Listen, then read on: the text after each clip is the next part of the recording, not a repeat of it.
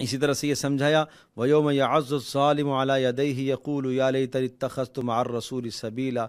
क़यामत के दिन सब दोस्तियां बेकार हो जाएंगी। हर आदमी ये तमन्ना करेगा, हाय काश मैं फ़लाँ से दोस्ती न लगाता, काश मैं रसूल की बात मान लेता, काश रसूल की बात बताने वाले की बात मैं मान लेता। तो वो सब की सब दोस्तियां बेकार हो जाएंगी। और उस दिन रसूल भी अल्लाह के हुजूर में ये फरियाद करेगा, या रब्बि इन्न कौमी इत्तख़ज़ू हादल क़ुरआन महजूरा। ए मेरे परवरदिगार, मेरी उम्मत के फ़लाँ फ़लाँ ने भी कुरान को छोड़ा हुआ था।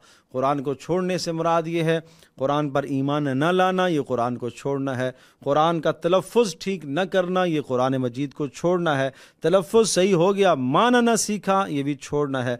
माना आता है, तदब्बर नहीं करता, ये भी कुरान को छोड़ना है। तदब्बर भी कर रहा है लेकिन उस पर अमल नहीं कर रहा, ये भी छोड़ना है। अमल कर रहा है, नश्र इशाअत पर मेहनत नहीं कर रहा, ये भी कुरान को छोड़ना है। अल्लाह इस छोड़ने से हमारी हिफाजत फरमाए।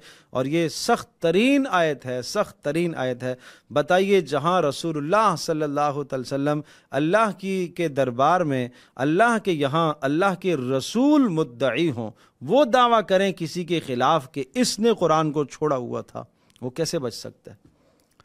उसके बचने का क्या चांस हो सकता है? अल्लाह पाक हम सब की हिफाजत फरमाए, अल्लाह पाक हम सब की बख्शिश और मग़फ़िरत फरमाए।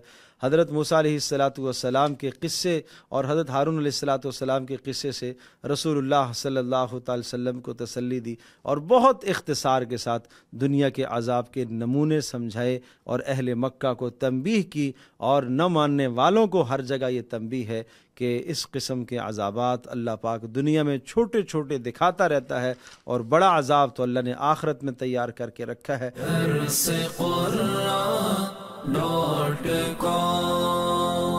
www.darsequran.com